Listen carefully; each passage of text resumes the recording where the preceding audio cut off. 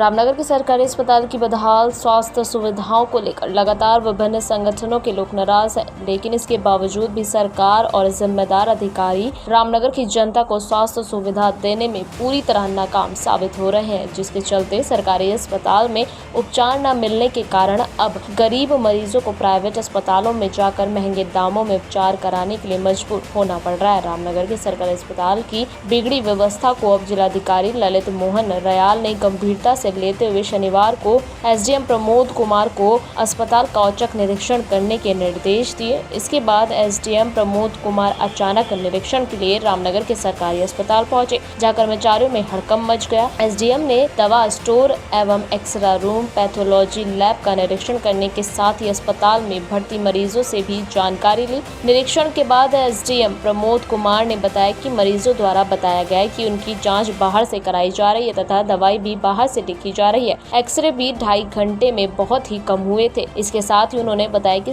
अस्पताल में तैनात चिकित्सक एवं कुछ स्टाफ बिना वर्दी एवं नेम प्लेट के भी मिले, जो कि गंभीर मामला है। उन्होंने बताया कि आज अस्पताल में निरीक्षण के दौरान काफी अव्यवस्थाएं मिली, जो कि ठीक नहीं है। उन्होंने बताया आज सुबह अस्पताल के सफाई कर्मचारियों एवं मैट्रन के बीच कुछ विवाद हो गया था, इसकी भी जाँच की जा रही है। अस्पताल में अल्ट्रासाउंड न होना भी उन्होंने गंभीर बताया है। कहा गया कि अल्ट्रासाउंड न होने के कारण गर्भवती महिलाओं को परेशानियों का सामना करना पड़ रहा है। एसडीएम प्रमोद कुमार ने बताया कि मामले की रिपोर्ट उच्च अधिकारियों को भेजी जा रही है तथा इस मामले में कार्यवाही के लिए भी अधिकारियों को अवगत कराया जा रहा है। ब्यूरो रिपोर्ट पर शांति न्यूज। देखिए, आज सुबह जिलाधिकारी महोदय के निर्देश पे हॉस्पिटल की अचानक छापामारी की गई है।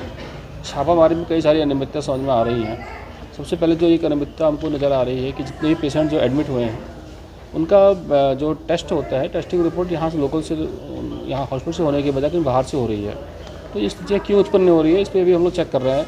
कितने बजे पेशेंट एडमिट हुआ, वास्तव में क्या पेशेंट एडमिट होने से पहले उसकी जाँच हुई थी या उसके एडमिट होने के बाद जाँच हुई है। क्योंकि मुझे बताया गया है यहाँ पर चंदन डायग्नोसिस के साथ भी यहाँ पर एक कोलैबोरेशन हुआ है। उसमें जो कुछ जाँचें तो यहीं से हो जाती हैं और जो जाँचें चंदन से होनी है उनके भी डॉक्टर, उनके फार्मासिस्ट यहाँ बैठते हैं, यहाँ सैंपल लेते हैं, फ्री ऑफ कॉस्ट उनकी जाँचें होती हैं। तो ऐसी दशा में बाहर से होना क्यों हो रही है, इसकी एक से जाँच की जा रही है। दूसरी बात, कुछ डॉक्टर से का जो परफॉर्मेंस है वो काफ़ी स्लो है।